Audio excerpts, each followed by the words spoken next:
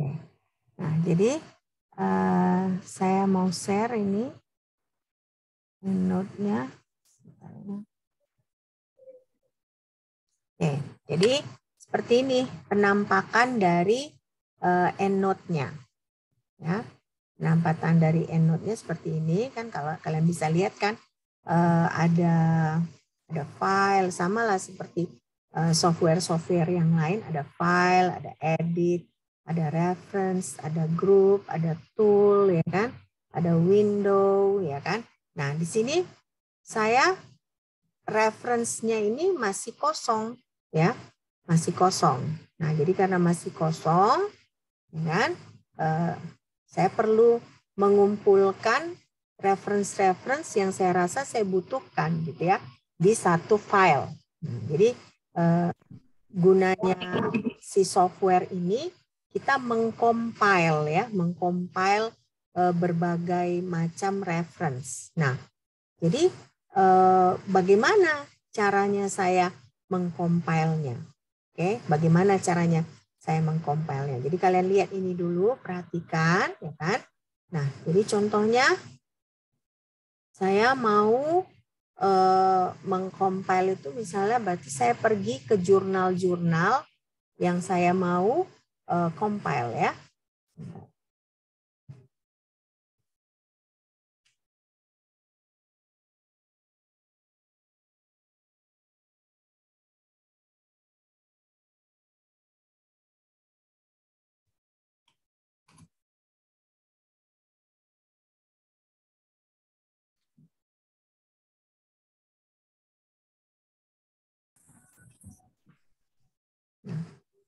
Jadi yang saya lakukan adalah saya pergi ke jurnal. Nah, contohnya karena kita sudah pelajari JAX, ya.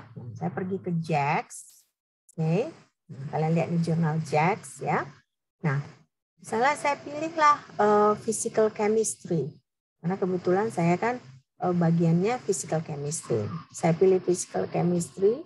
Nah, ada mana yang misalnya saya lihat mana yang menarik saya. Oke.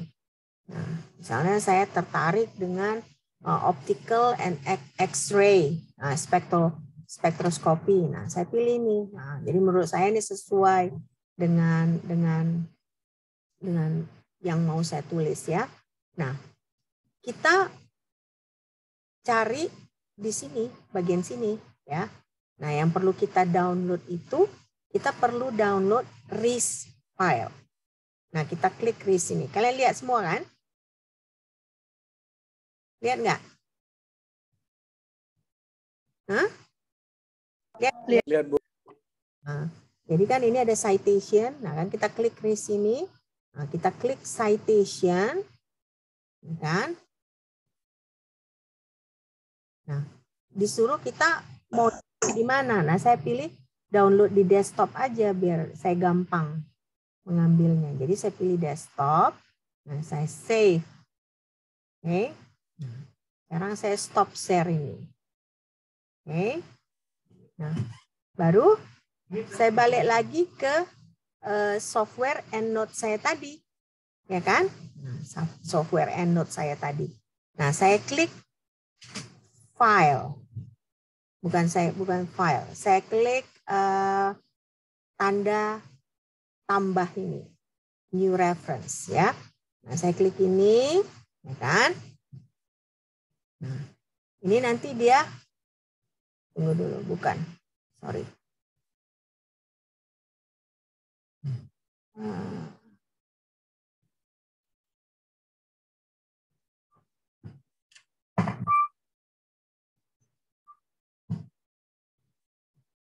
Area.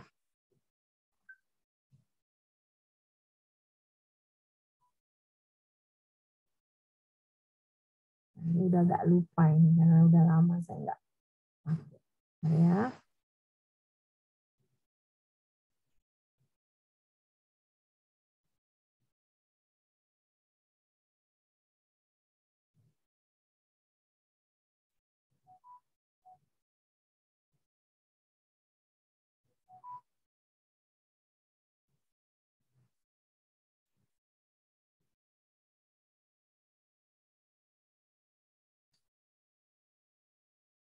Dulu ya.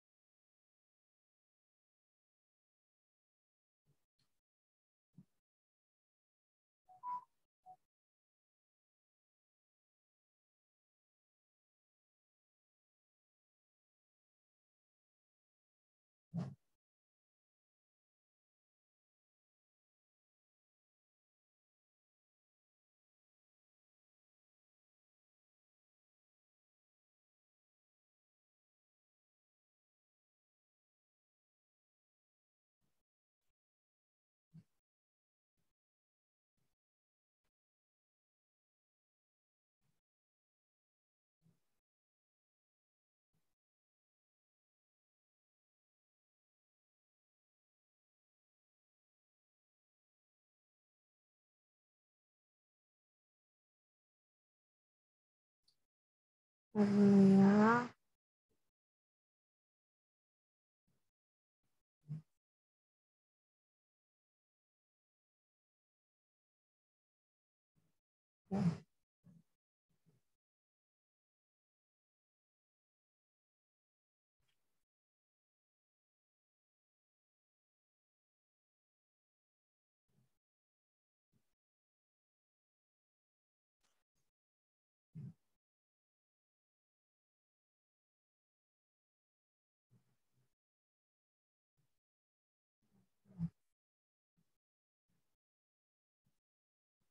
Inilah akibatnya kalau udah lama nggak pakai softwarenya, sudah mulai lupa.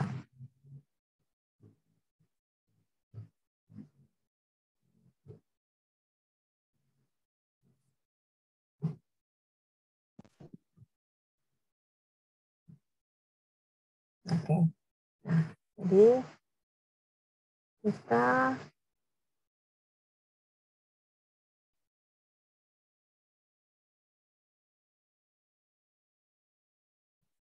mulai lagi di sini, ini kan. Nah, ini reference ya. Nah, jadi kita bisa ini import. Nah, kita kan punya file RIS tadi kan. Kita klik yang RIS ini. Jadi kita gini, kita klik yang ini ya, import. Nah, kita import file. Kita klik choose. Ya kan? Kita klik choose, baru kita klik JAX yang tadi kita download tadi. Yang file RIS tadi yang kita download kan. Baru kita open. Nah, baru kita import. Ya. Nah, biasanya itu langsung ada. Ini kenapa nggak ada ya?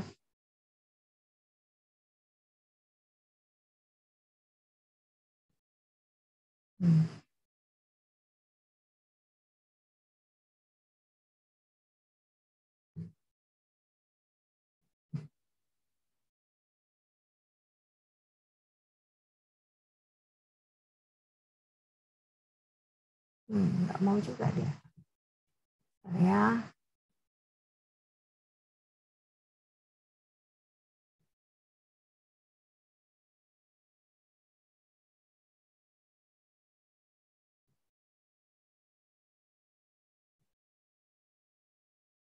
Nggak nambah dia.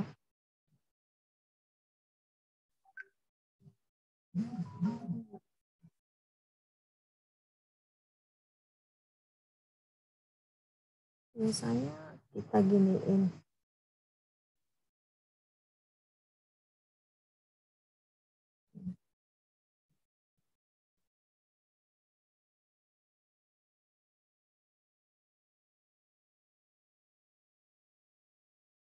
Atau paling gampangnya, ya kan?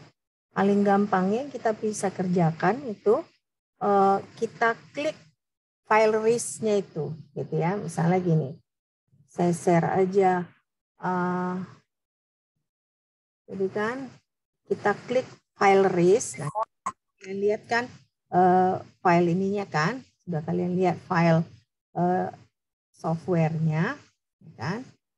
Jadi kalau kita klik file list-nya itu, kita open gitu, nah nanti otomatis dia masuk ke si EndNote itu, importing katanya kan, kalian bisa lihat kan ada importing katanya kan, bisa nggak? Bisa. Bisa kan? Jadi kalau begitu, nah kalian bisa lihat di sini dia udah ada, ya kan? Nah, jadi paling gampangnya seperti itu. Jadi kalian klik aja, kalian klik 2 kali file list-nya itu, sesudah itu nanti dia otomatis masuk. Nah, kalau kita masuk ini kan kita sudah lihat dia ada kan? Nah, ada nama apa aja yang kalian lihat di sini? Ada nama pengarangnya, ya kan? Nah, ada tahunnya, baru ada judulnya, nah ada jurnal apa, nah, ada publishernya, volume apa. Nah, kalian nggak perlu buat apa-apa gitu ya. Nah, kalau misalnya tadi kalau kalian ketik, kalian bayangkan kalian harus mengetik ini semua, ya kan? Nah, jadi ini kalau otomatis seperti itu. Nah, sekarang kita tambahlah satu lagi, ya kan? Satu lagi lah kita tambah filenya itu biar nanti saya tunjukkan. Kalian buka Word, nanti otomatis sudah diimport ke Word, diekspor ke Word listnya itu tadi ya. Nah, jadi kita cari lagi misalnya di JAX tadi ya. Nah, kita mau misalnya tadi kan kita pilih jurnal Physical Chemistry. Nah, mungkin penelitian kita itu ada material science-nya juga. Jadi tidak melulu physical chemistry, tetapi ada material science-nya, gitu ya.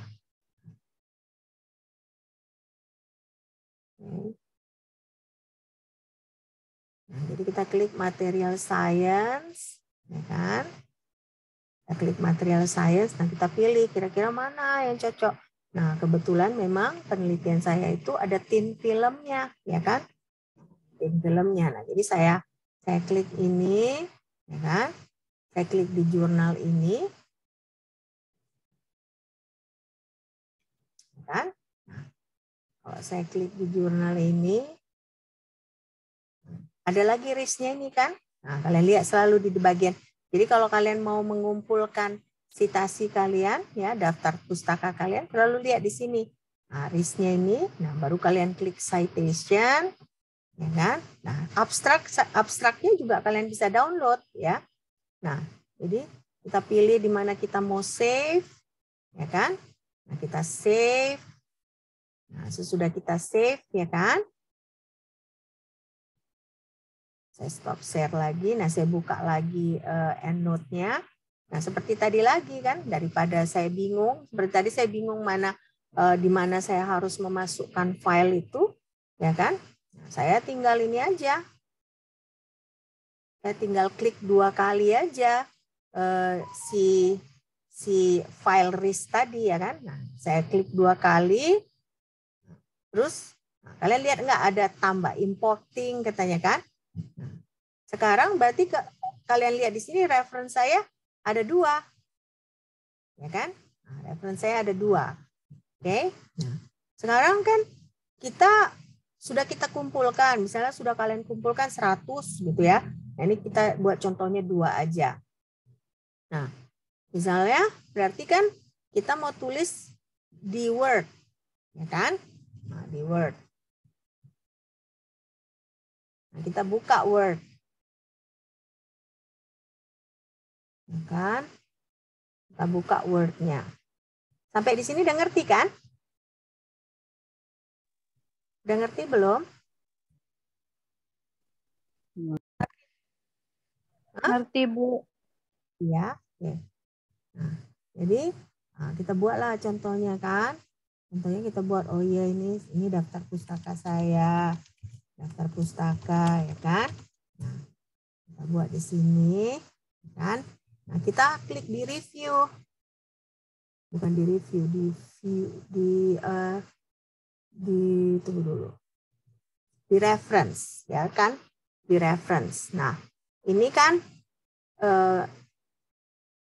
nggak tahu kenapa ini EndNote saya ini sering ada ada bermasalah gitu ya. Jadi saya sering klik di account, ya kan?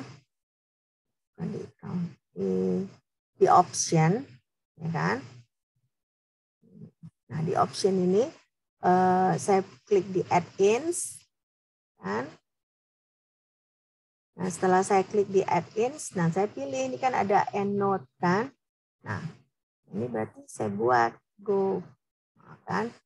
Berarti saya klik aja ini EndNote cite while you write. Nah, oke. Otomatis kalau kalian lihat ada muncul nggak di sini EndNote, ya kan? Ada muncul, berarti EndNote saya sudah terkoneksi dengan Word saya, gitu kan? Nah, saya kliklah di EndNote ini, di apa ini namanya kalau bahasa Inggrisnya nggak ribbon kan? Nah, ini ada ribbon file, home, ya tabs lah ya kalau bahasa Indonesia ya. Nah, jadi ini kita klik di EndNote, ya kan? Nah, yang kita lakukan itu insert citation, ya kan? Insert citation. Nah, tadi itu misalnya saya lupa tadi apa aja optics gitu ya. Satu tadi optics, ya kan? Nah, nggak ada matching. Berarti yang saya perlu itu kan, misalnya Van der Bock, kan nama pengarangnya itu Van der Bock. Ya, jadi yang saya search itu Van der Bock. Nah, muncul dia yang tadi kan. Nah, muncul kita select, ya kan? Baru kita insert. Nah, muncul dia seperti ini.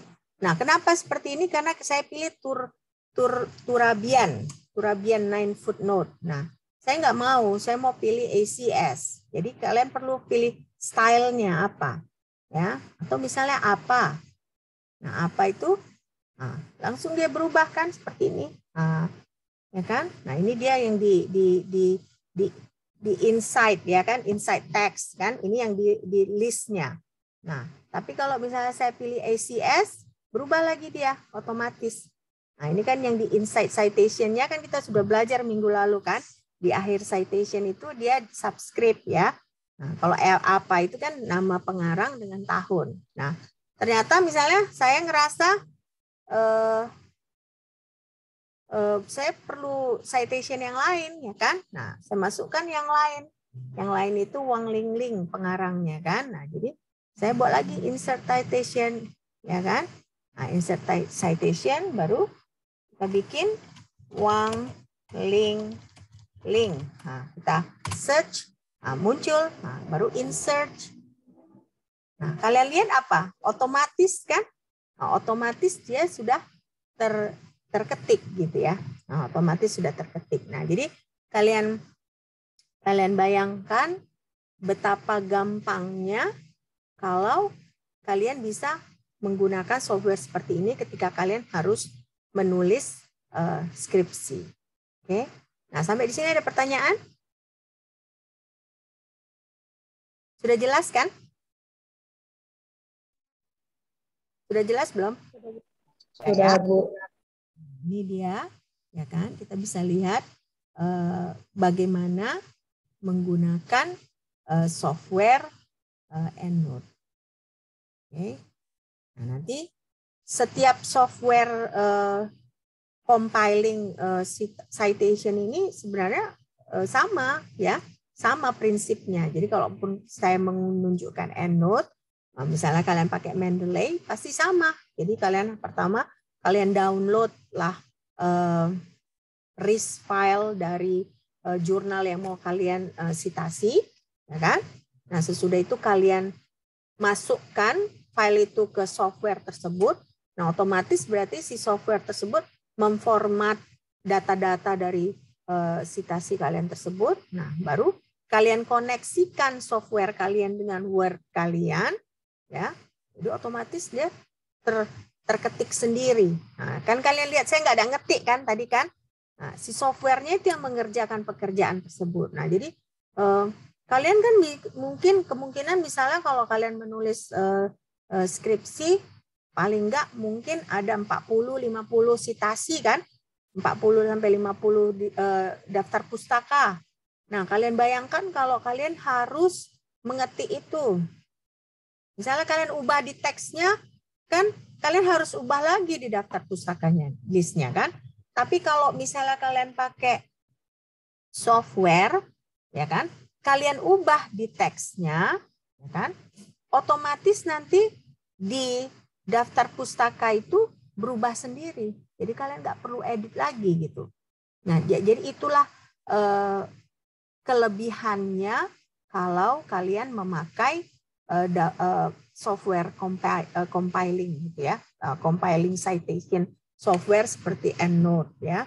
Nah, sebenarnya compiling software ini ya kan banyak juga gunanya. Gunanya apa? Gunanya juga misalnya contohnya ya seperti kalau Mendeley itu kelebihannya malah kalian jadinya bisa gitu ada sarana untuk berkomunikasi dengan peneliti-peneliti yang lain, gitu ya, peneliti-peneliti yang lain. Karena Mendeley itu kan dikeluarkan oleh Elsevier, jadi semua peneliti-peneliti yang mirip dengan kalian mungkin penelitiannya, nah nanti bisa berkomunikasi.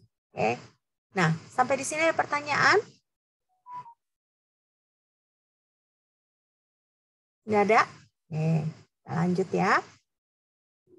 Nah, kita lanjut dengan membahas lanjutan teori. Oke.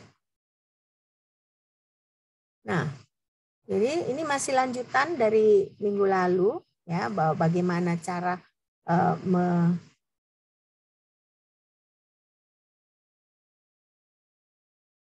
bagaimana caranya kita menulis daftar pustaka dengan ACS style. Oke. Nah, jadi ini saya ambil dari website American Chemical Society. Nah, ini dia third edition. Nah, ini biasanya ini standard citation style untuk kimia, ya kan? Nah, jadi di sini di dokumen ini ya biasanya mereka menjelaskan format-format yang digunakan untuk publikasi. Nah, berarti kalau misalnya format, apakah itu website, ya, apakah itu jurnal, apakah itu buku, nah itu bisa kita perhatikan lebih dalam di dokumen ini. Oke, nah, jadi makanya ini kan ini sekedar note ya. If writing for publication, you should also check the guide to authors. Nah, ini jadi memang setiap kalian misalnya mau menulis publikasi, ya kan, kalian harus membaca aturan-aturan yang perlu kalian ikuti untuk pengarang. Ya, jadi seperti misalnya contohnya saya, terakhir saya ada publikasi di Proceeding, ya kan, di Proceeding. Nah, di Proceeding itu jadi sebelum saya berusaha mensubmit ya, submit publikasi saya itu, nah saya baca dulu mereka formatnya apa. Nah, umumnya kalau misalnya proceeding yang IOP, nah mereka misalnya contohnya untuk daftar pustakanya, untuk reference-nya mereka berbeda dengan misalnya ACS, berbeda dengan apa gitu ya. Jadi makanya saya perlu ketahui seperti itu. Atau misalnya contohnya berapa halaman kan contohnya. Jadi makanya perlu kita membaca guide to authors ya sebelum kita mensubmit jurnal kita. Karena supaya apa? Supaya kita menghindari kesalahan-kesalahan yang silly gitu ya, kesalahan-kesalahan bodoh gitu ya. Karena misalnya kalau kita nggak baca mungkin kan kita tanpa kita sadari misalnya kita melanggar peraturan. Misalnya contohnya abstrak itu hanya boleh misalnya minimal maksimal 200 kata. Ya. Nah, kita tulis saking kita mau detail abstrak, padahal abstrak nggak perlu detail kan. Nah, saking kita mau detailnya, nah kita buat misalnya 210. Nah, ditolak jurnal kita. Karena apa? Karena kita tidak mengikuti peraturan gitu ya. Makanya penting kita untuk membaca bagaimana guide to authors. Nah, semua bahan perkuliahan kita ini sebenarnya saya ambil dari guide to authors itu.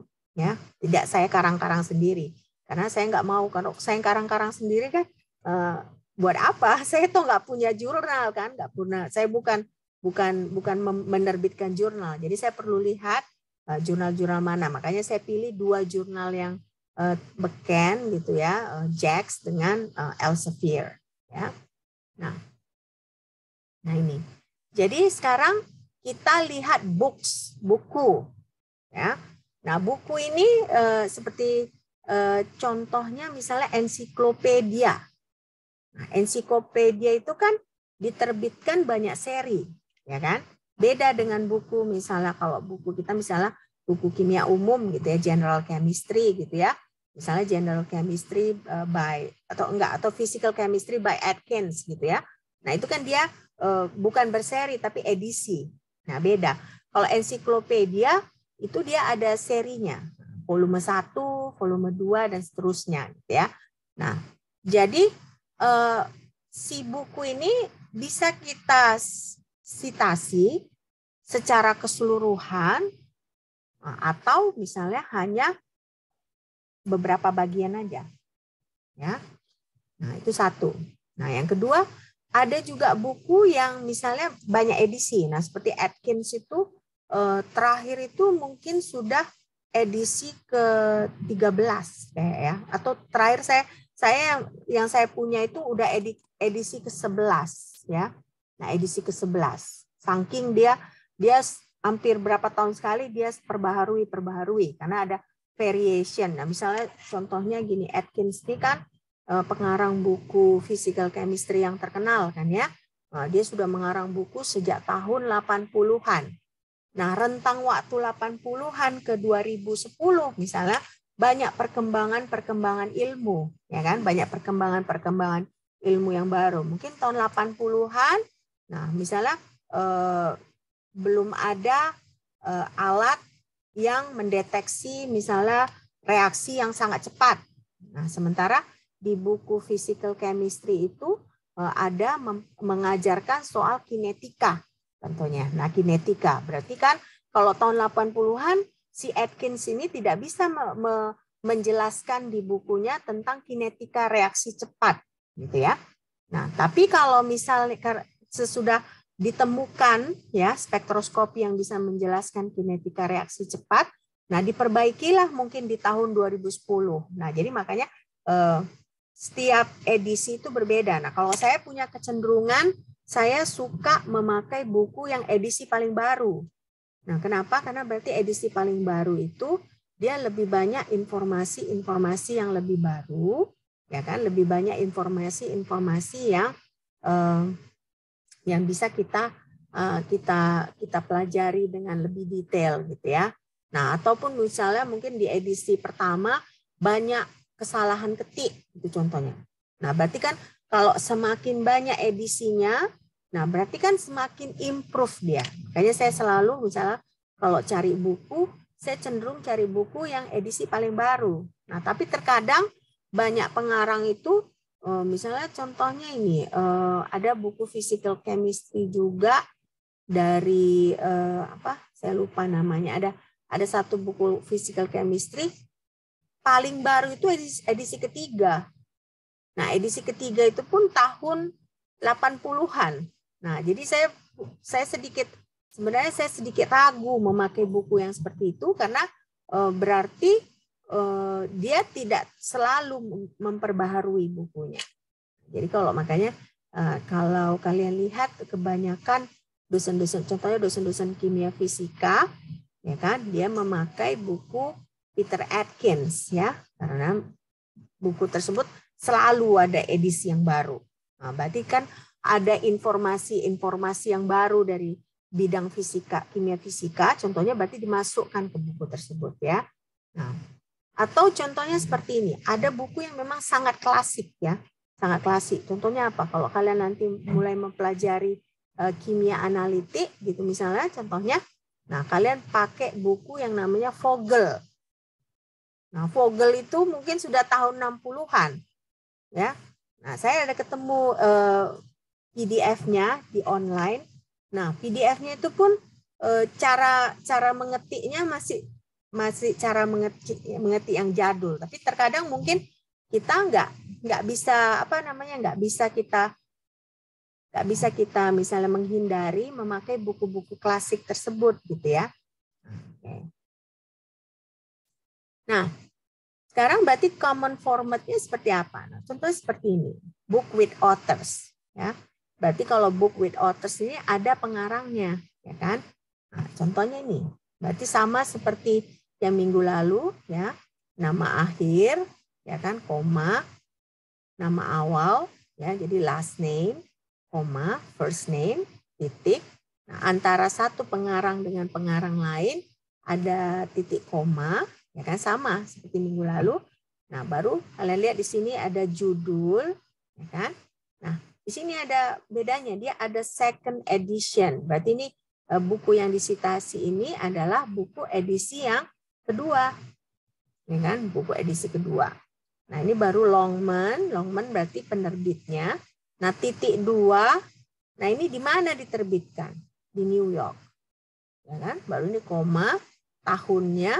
Nah, titik koma baru halamannya 17 sampai 32. Berarti kalian misalnya mensitasinya hanya halaman 17 sampai 32.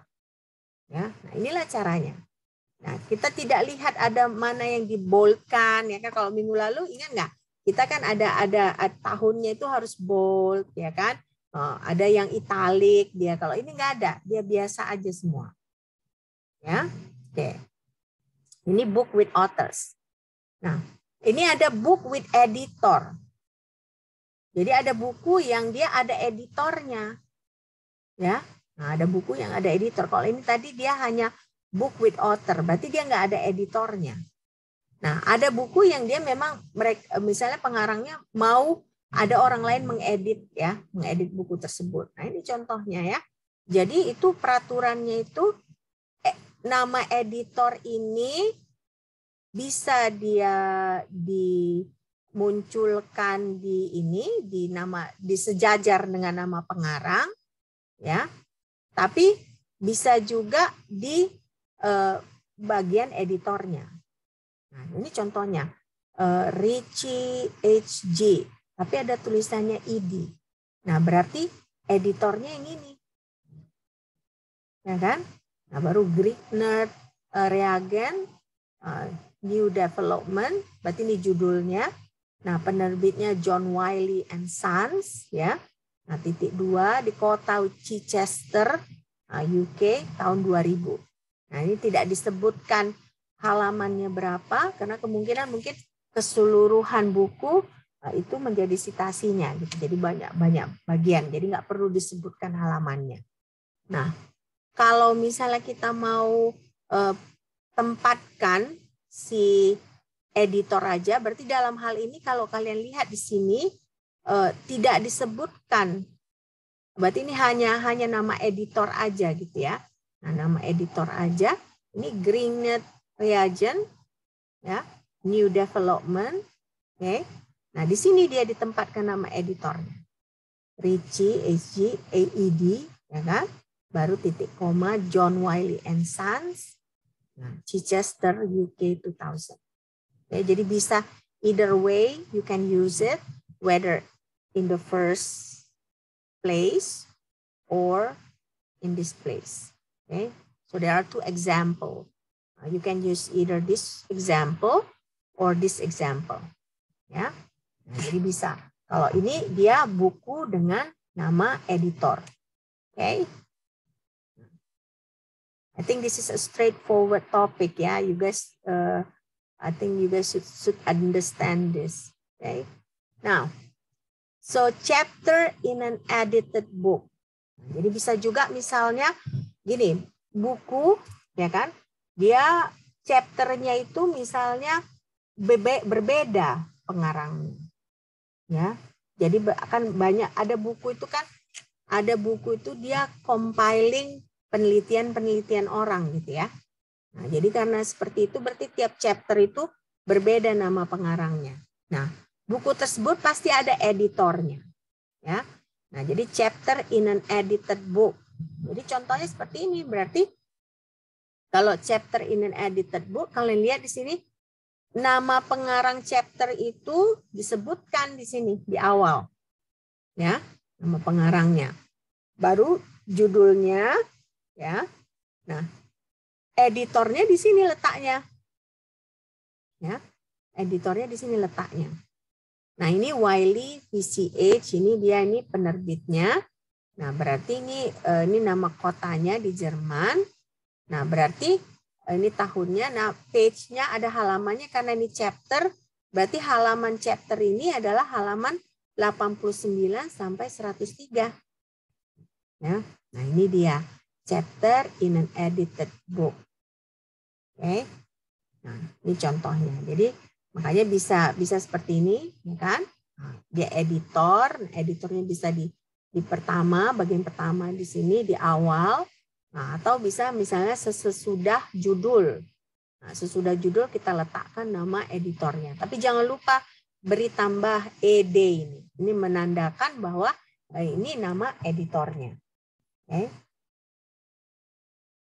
Nah, ini book in a series. Nah, ini berarti kalau books in a series ya, kita bisa misalnya cited itu, citasi buku tersebut dalam bentuk buku ya, atau dalam bentuk jurnal. Nah, kalau dalam bentuk jurnal berarti kita harus menggunakan singkatan yang dari CHASI. Minggu lalu ingat nggak CHASI itu kan? Nah, kan kalau kita misalnya Journal of American Chemical Society. Nah, kita bisa lihat di CHASI ini singkatannya apa. Nah, ternyata singkatannya JACS ya, JACS. Nah, jadi kalau ada book ini series, kalian mau sitasi dalam bentuk jurnal ya. Jadi kalian harus lihat di CHASI ini bagaimana singkatannya. Oke. Bagaimana singkatannya. Oke. Nah, jadi ini contohnya.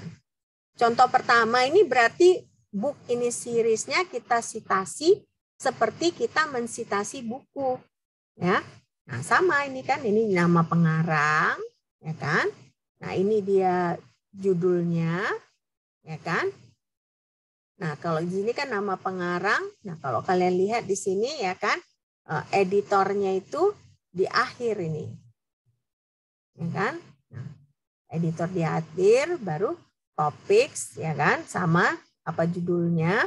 Nah, penerbitnya ini Springer, ya kan. Nah, ini kan ditulisnya Topics in Current Chemistry 265. Berarti dia ini udah seri yang ke-265, ya kan.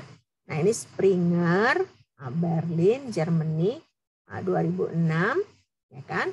Nah, baru ini halamannya 147 ke 183. Oke. Nah, sekarang kalau misalnya kita mau mensitasi si buku yang ini dalam bentuk jurnal, bisa, karena ini book in a series, jadi seperti jurnal ya pada dasarnya. Jadi kita tinggal cari apa singkatan topik in current chemistry ini. Nah, ternyata singkatannya di CHASI itu top.ker.chem. Ya. Nah, ini sama nih nama pengarang. Nah, kalian lihat tidak ada si Reinhold ini. Ya kan? Tidak ada yang ini, Krego Kalama, Reinhold ya. Kenapa? Karena berarti yang ini adalah editor.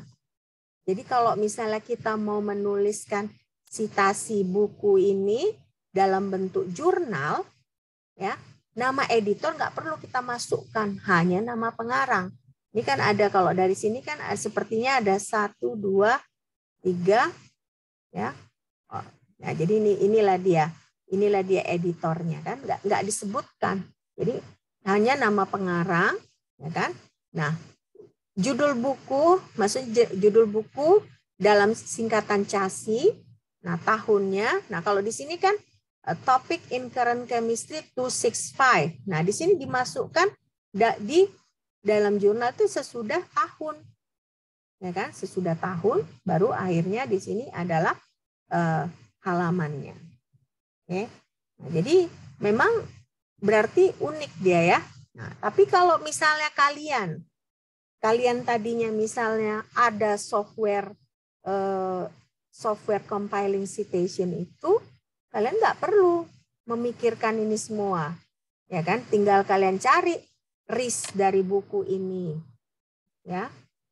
Nah, nanti otomatis si software tersebut yang mengcompile-nya di file Word kalian. Oke. Nah, sekarang ini contohnya. Biasanya memang buku-buku yang dalam series itu yang banyaknya adalah contohnya adalah sintesis. Ya, saking banyaknya sintesis. Jadi kalau kalian misalnya mengambil kelas Bu Nora atau Bu Destri, mungkin buku referensinya bejibun ya. Bejibun ada volumenya banyak gitu karena proses-proses sintesis ini sudah banyak citasinya ya. Nah, ini contohnya cumulative volume of organic synthesis are cited as book. Nah, jadi kalau misalnya ada bagaimana metode-metode sintesis yang dia berbagai macam volume, nah itu kita cited as book ya, sebagai buku dalam seperti buku. Berarti seperti contoh yang pertama ini. Ya kan? Nah, tapi ada juga yang annual volume. Nah, kalau annual volume yang berarti dia tiap tahun terbit. Ya kan?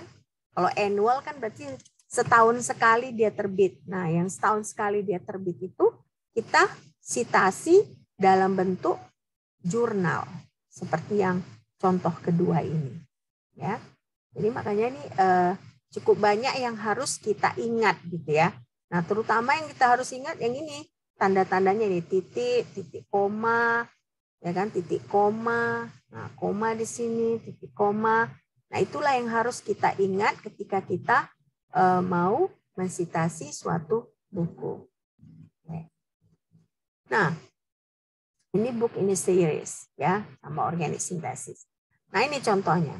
Jadi, organic synthesis ya, titik koma, Wiley and Sons, berarti ini penerbitnya. Titik 2 diterbitkan di New York tahun 2004. Nah, ini dia disebut di sini collect.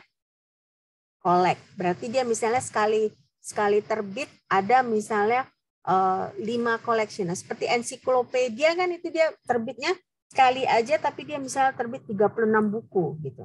Nah, itu harus sebagai buku kita citasi ya. Nah, makanya di sini disebut collect titik volume number 10 ya. Nah, halamannya 437 sampai 441. Nah, jadi mungkin kalian pernah lihat ada buku ensiklopedia enggak? Pernah lihat enggak? Pernah ya. Kalian pernah ke library gitu misalnya ke perpustakaan lihat kan buku ensiklopedia misalnya kalau kebetulan papa saya dulu suka beli buku buat kami gitu ya. Nah, ada dulu namanya Ensiklopedia Britania gitu ya. Jadi dia ada 36 ya. Nah, itu kita di situ banyak informasi yang bisa kita baca ya. Tentunya sudah nggak baru lagi karena papa saya belinya tahun 70-an ya. Jadi kalau buku-buku seperti itu kita citasi seperti ini buku ya. Tapi kalau misalnya buku yang dia annual, keluarnya tiap tahun gitu ya. Nah, kita citasi seperti ini. Nah, ini contohnya. Yamamoto ya, T, ini nama pengarangnya. Inorganic Synthesis. Nah, ini tahun 1989, tetapi dia udah 26 kali.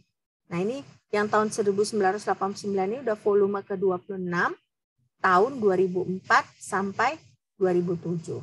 Nah, jadi makanya unik. Kalau dia collection, berarti sekali terbit itu misalnya 36, nah kalian citasi dalam bentuk buku. Tapi kalau misalnya dia annual, tiap tahun dia terbit ya. Nah, kenapa tiap tahun bisa terbit? Karena berarti tiap tahun ada ilmu-ilmu sintesis anorganik yang bisa kita pelajari gitu ya, yang bisa misalnya diterbitkan. Oke. Nah, sekarang bagaimana dengan conference and proceeding and abstract? Ya, nah beda lagi. Kalian kan sudah belajar dari Pak Mundra. Apa bedanya proceeding dengan jurnal. Apa bedanya proceeding dengan jurnal?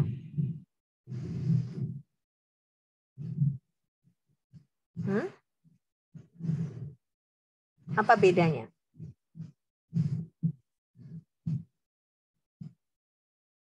Ada yang bisa jawab ke saya? Apa bedanya proceeding dengan jurnal?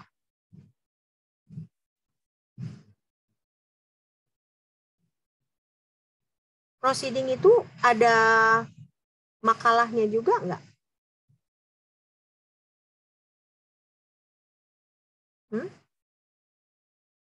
Apa bedanya proceeding dengan jurnal?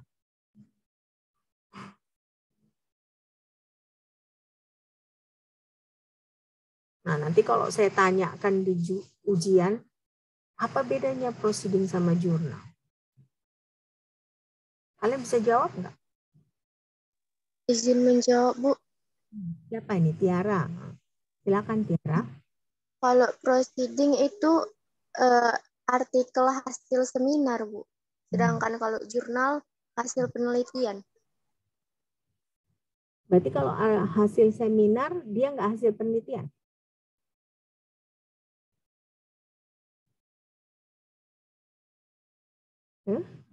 Gimana? Iya, hasil penelitian juga, Bu. Tapi bagaimana?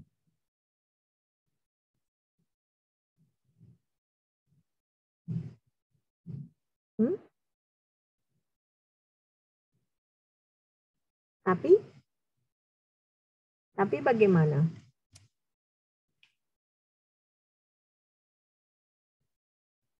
Ada yang bisa bantu kawan kalian? Nah, nggak bisa. Jadi jurnal sama proceeding sama-sama hasil penelitian ya. Cuma bedanya kalau jurnal kan tidak kita presentasikan ya. Tapi kalau misalnya proceeding kita presentasikan di suatu seminar. Nah, seminar itu mengeluarkan proceeding ya. Contohnya kalau misalnya kita Fakultas FMIPA itu kan tiap tahun ada AISSTE itu ya. Nah, itu udah annual kan ya, tiap tahun ada melakukan seminar. Nah, berarti yang mempresentasikan hasil penelitiannya di situ otomatis akan mengeluarkan jurnal ya. Nah, jadi apakah ada, sekarang kita mau lihat apakah ada bedanya cara kita mensitasi jurnal dengan proceeding ya.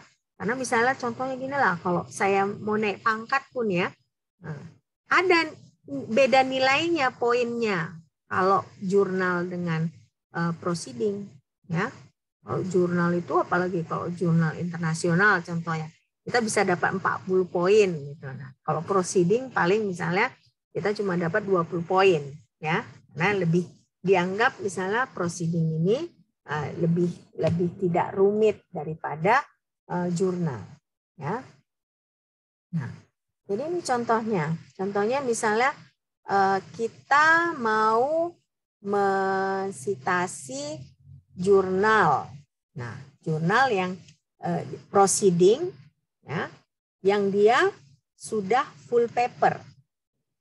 Ya, yang sudah full paper. Nah, kalau kalian lihat di sini hampir sama dengan jurnal biasa. Tapi kalau yang bedanya ini disebutkan di sini proceeding of the first international symposium. Nah, jadi disebutkan di sini. Ya kan? Baru koma. Nah, Baltimore itu berarti diadakan di Baltimore, ya kan? Nah, ini dia nama state-nya. Nah, ini diadakan tanggal berapa, tahun berapa. Ya. Nah, ini ada editor dari proceeding tersebut. Nah, disebutlah di sini editornya. Ya, makanya ini ada ads. Nah, ads ini pakai S kenapa? Karena editornya lebih dari satu ya. Jadi ini pengarang ya. Berarti orang-orang yang mengerjakan penelitian dan menulis proceeding tersebut. Nah, ini editor berarti yang mengumpulkan berbagai macam paper ya, manuskrip ya yang dia akan dijadikan proceeding tersebut. Nah, baru disebutkan penerbitnya siapa. Nah, ternyata penyelenggara simposium ini Elsevier. Makanya Elsevier disebut. Nah, Elsevier ini dia ada di Amsterdam, ya kan? Nah, ini disebutkan lagi dia tahun berapa, baru halaman berapa. Ya. Nah, baru dalam kurung Studies in Surface Science and Catalysis. Nah, baru ini volume 117. Berarti proceeding ini masuk ke dalam bagian ini. Ya, jadi cukup lebih rumit dia ya. Cukup rumit. Jadi kita harus sebutkan siapa nama pengarangnya, apa judul presentasinya, ya kan? Tahun berapa, di mana kita melakukan simposium, ya kan? Maksudnya apa nama simposium yang kita hadiri? Nah, di mana kotanya? Baru siapa editornya, ya kan? Siapa penerbitnya? Ini penerbitnya. Di mana kota, di mana penerbitnya itu? Ya, baru halaman berapa? Dan ini masuk ke bagian apa? Ya, makanya disebut di sini dalam kurung Studies in Surface Science and Catalysis. Oke. Nah, baru ada juga misalnya kita mensitasi abstrak. Ya, misalnya gini. Kalau misalnya kalian presentasi tapi bukan presentasi pakai biasa gitu, tapi poster. Ya. Kalau misalnya poster yang kalian presentasikan, nah Pak Mundra udah ajarkan kan cara buat poster kan di awal semester kan. Nah, jadi kalau kita misalnya pergi ke simposium gitu kan atau ke seminar, kita tidak melulu bisa mempresentasikan misalnya hanya PPT aja. Nggak pergi seperti itu. Jadi kita bisa mempresentasikan poster. Nah, poster itu misalnya cocok untuk kalian mahasiswa. Ya, misalnya kalian belum mau menulis paper, karena kalau misalnya kalian presentasi biasa, ya kan berarti kalian harus bikin paper yang itu akan jadi proceeding, gitu kan ya. Nah, kalau kalian bikin poster, yang kalian hanya perlu kerjakan itu buat abstrak, ya. Jadi kalian tidak perlu mengerjakan papernya. Jadi yang kalian presentasikan poster. Nah, sebelum kalian mau mempresentasikan poster itu, kalian perlu submit abstrak kalian. Nah, saya kebetulan waktu saya sekolah ada beberapa kali saya presentasi poster.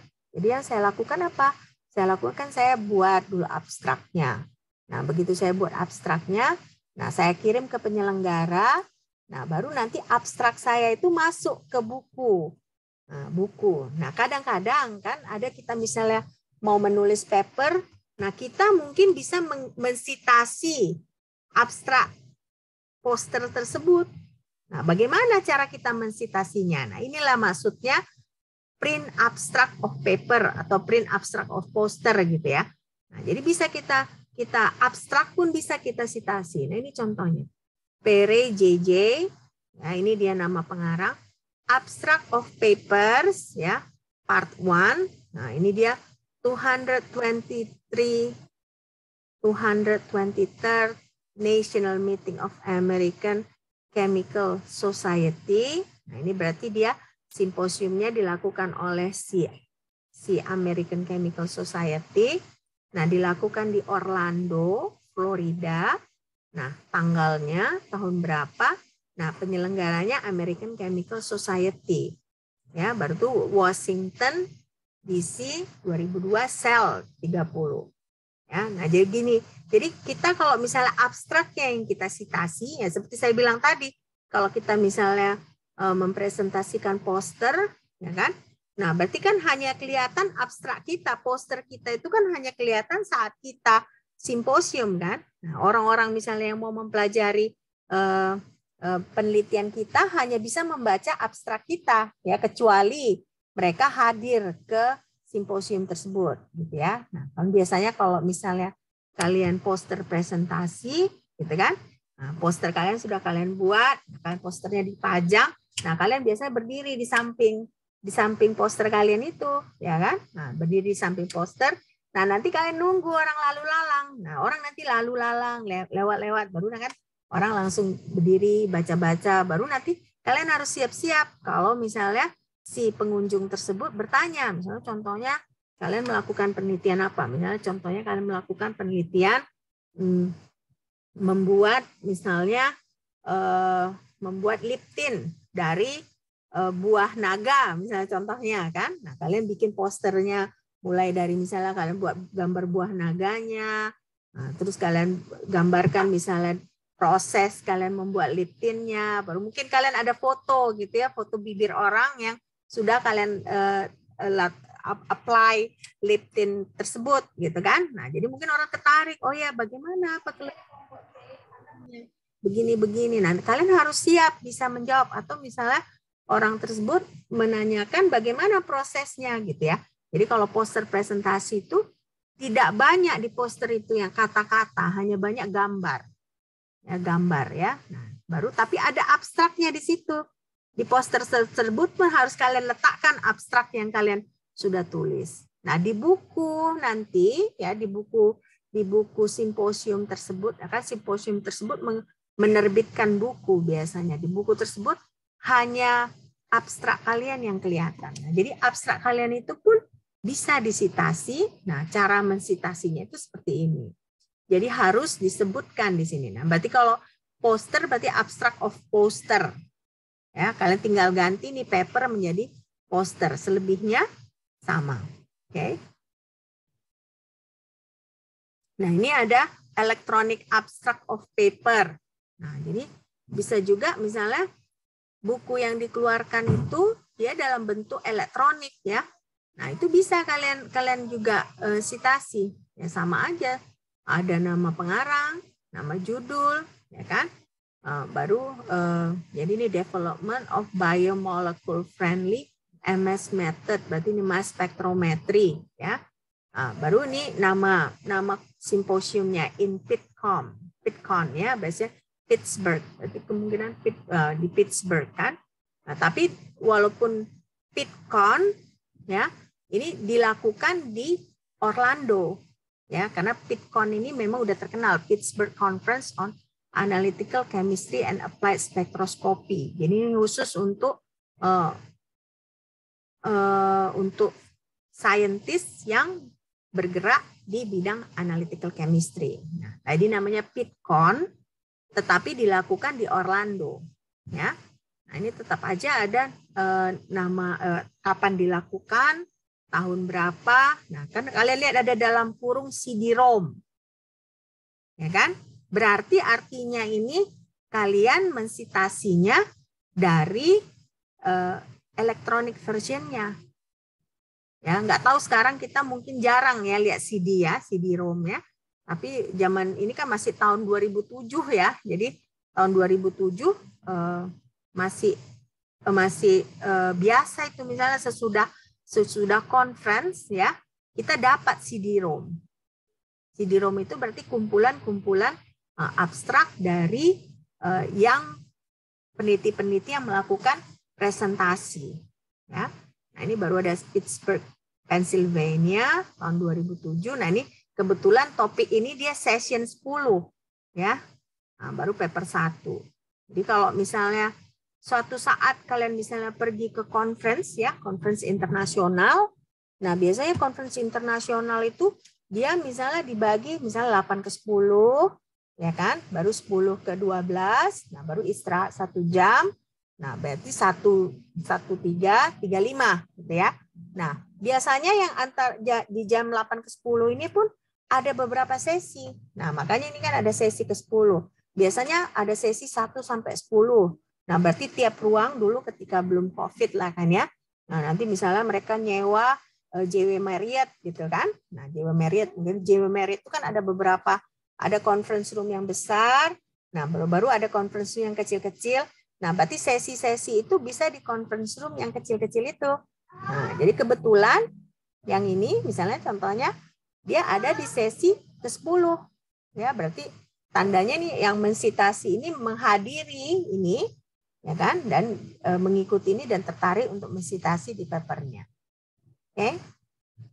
Nah, sekarang data sets. Nah, saya minggu lalu sudah sedikit menyinggung ya, kalau misalnya kalian melakukan penelitian, ya, terkadang kalian membutuhkan datasets, ya. Nah, dataset itu misalnya dari web, ya, dari internet. Nah, contoh misalnya dari NIST, ya, atau misalnya seperti yang minggu lalu data kristalografi. Nah, itu ada cara khususnya untuk kalian mensitasinya. Nah, ini contohnya. Nah, ini contohnya TRC spectral data ultraviolet. Berarti ini data ini yang kalian sitasi. Nah, kebetulan kumpulan data itu dia dalam bentuk print, tidak dalam bentuk web. Nah, penerbitnya itu Texas A&M University. Ya, nah, Texas A&M University. Nah, ini Texas A&M itu ada di College Station. Nah, tentunya dia karena ini Texas, ya state-nya ada Texas. Nah, diterbitkan tanggal 30 April tahun 1966. Nah, data ini nomornya nomor 969. Nah, yang nomor 969 itu ini nama senyawanya. 4 metil, ipenil, 3 tiapentin. Ya. Jadi kita bisa juga ya misalnya kalian mau membandingkan, kalian mau mencoba misalnya mensintesis senyawa ini, ya. Nah, untuk membuktikan bahwa kalian mendapatkan senyawa ini, misalnya kalian mengkarakterisasinya pakai UV vis. Berarti kan kalian harus bandingkan dengan data standarnya. Nah, data standarnya itu ada di sini misalnya di TRC spectral data ultraviolet ini. Ya, jadi kalian bisa sitasi. Nah, ini kalau print, ya, kalau print. Nah, ada juga seperti saya bilang kalau dari website. Nah, ini website contohnya dari NIST, ya, dari NIST. Nah, ini dia kita tulis National Institute of Advanced Industrial Science and Technology, IT. Nah, ini kan nama NIST-nya dipanjangkan. Baru Spectral Data for Organic Compound, berarti ini yang kita mau citasi. Titik 2 SDB, titik koma. Nah, ini dia linknya harus kita tuliskan, ya. Baru kita sebutkan nomor berapa senyawa kita tersebut yang kita sitasi itu. Nah, apa nama senyawanya? 1,2 etanediol. Nah, ini yang penting. Kalian harus sebutkan kapan kalian akses website tersebut. Nah, ini kan disebutnya access March 19, 2007. Ya, March 19, 2007. Oke? Nah, jadi berbeda gitu. Kalau kalian lihat berbeda kalau kalian mensitasi dataset yang dia dalam bentuk print atau dia dalam bentuk data dari website. Ya. Nah, ini juga ada commercial database. Berarti kalau commercial database itu kalian harus subscribe. Ya. Nah, kalau misalnya Elsevier, memang Elsevier ini sangat-sangat komersil ya. Nah, jadi ini berarti kalau kita nggak akan bisa ngakses database itu misalnya tanpa kita jadi anggota, jadi bayar gitu tiap bulan. Nah, ini caranya Reaxys ya, berarti ini jenis database-nya, version ini ya, berarti yang kita akses itu version ini. Nah, ini Elsevier Property SA. Nah, kita sebut siapa yang punya database itu. Nah, di mana, nah, negara apa, tahun berapa. Nah, apa identitasnya? Nah, Reaxys RN2154. Nah, dalam kurung 1,2 benzyl soaxol. Ya. Atau ini misalnya SciFinder. Nah, kalian pakai SciFinder Scholar. Jadi misalnya nama database itu SciFinder Scholar, nah versi yang kalian akses itu versi 2006, baru Chemical Abstract Service, ya, Columbus, Ohio, ini nama kotanya, negara bagiannya, tahunnya. Nah, ini identitas dari senyawa kalian tersebut, ya, baru dalam kurung namanya. Jadi ini kayak nomor KTP, NIK-nya ya, NIK senyawa itu, ya, nomor induk kependudukannya gitu ya. Nah, jadi setiap senyawa juga ada nomornya. Oke. Jadi supaya misalnya kalau ada orang yang mau mengulangi pekerjaan kalian, mereka bisa mengerjakannya kembali. Oke. Nah, sampai di sini apakah kalian ada pertanyaan?